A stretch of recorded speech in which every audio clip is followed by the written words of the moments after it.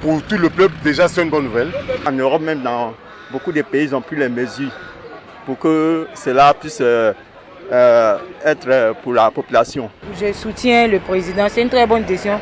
Et il se préoccupe de notre santé, de notre vie. Donc moi, je suis partante avec lui. Qu'il trouve d'autres solutions, parce que la solution, ce n'est pas de fermer. Parce que même s'il ferme, on existe toujours, on se promène, on passe partout. On peut attaquer la maladie partout, pas forcément dans les écoles. Mais qu'est-ce qu'il faut faire pour éviter ou bien pour ne pas être atteint de cette maladie-là? C'est ça qu'on recherche. C'est un peu compliqué, mais qu'on fasse l'effort de suivre cela pour permettre à l'État ivoirien de gagner plus ou moins un moindre nombre de victimes concernant ce cas de pandémie. Le gouvernement aurait dû prendre ces mesures avant que le truc même n'arrive ici, surtout sécuriser les aéroports. Donc je pense qu'avec ce qui est arrivé, chacun est invité à appliquer ces mesures pour très tôt éradiquer ce mal-là. On y va arrêter quoi un mois non. Un mois là, ça n'arrange pas les élèves. Les élèves qui doivent passer examen, tout ça là. On est beaucoup effrayés, mais on sait qu'avec le gouvernement et Dieu, on sait que notre Dieu va nous aider pour que le monde trouve au moins quelque chose pour cette histoire. Moi j'ai Christ, j'ai pas peur. Encore que c'est un jeu, c'est de l'amusement, pourtant c'est vrai. Les autres vivent la chose, nous devons la prendre au sérieux. Vu que plusieurs personnes entrent dans le bus, le respect de 1 mètre entre chaque personne sera carrément, selon moi, difficile. Peut-être même impossible même. Ceux qui sont vulnérables, c'est les écoles, qui sont l'avenir des enfants de demain.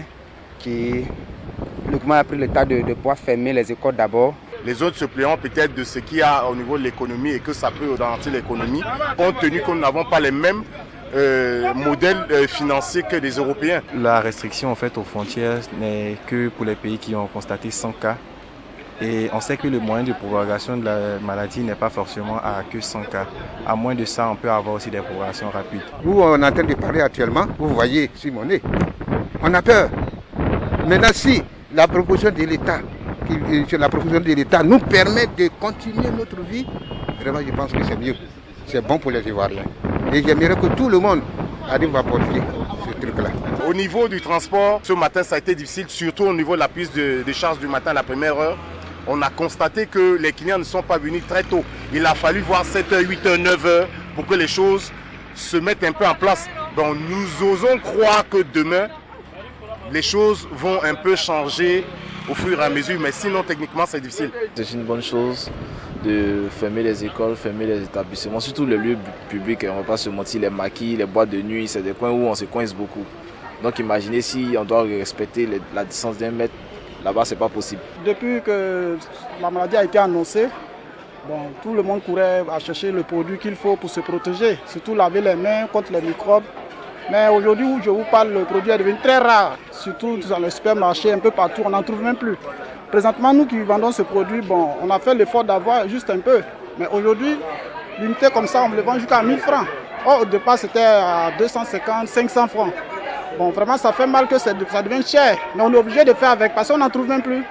Ça marche comme des petits morceaux de pain, ça sort très fort. Le mieux, c'est de fermer les frontières, de vulgariser au fait le test de dépistage pour le coronavirus, dans le but de savoir qui est infecté, qui n'est pas infecté, pour prendre des mesures adéquates de quarantaine. D'autres aujourd'hui se demandent pourquoi les enfants ne vont pas à l'école. Il fallait aller en profondeur pour sensibiliser la population. Il fait en sorte que chacun soit au même niveau d'information. Fermer les boutiques, les magasins, et tout le monde reste chez lui à la maison. Et que l'État prenne des dispositions pour nourrir chaque maison et chaque famille. Au niveau du transport, on essaie d'échanger et de prendre certaines dispositions. Ceux qui ont les jets dans les voitures, ils essayent de donner à des clients avant de monter ou au moment d'échanger la monnaie avec eux. C'est ce que nous essayons de faire pour le moment. À la maison, on se lave, on prend les précautions pour se laver les mains chaque 15 minutes. Souvent aussi, on prend des bains chaque 1 heure, 4 heures comme ça. Utiliser les casques-nez pour ne pas être contaminé par les autres qui sont déjà contaminés. Il faut faire des sensibilisations encore plus pour sensibiliser la population concernant les nourritures et puis les prises de contact. Ce n'est pas le lieu d'avoir peur, mais savoir le courage et de pouvoir permettre que nous puissions vraiment gagner la bataille qui est la guerre contre cette maladie-là.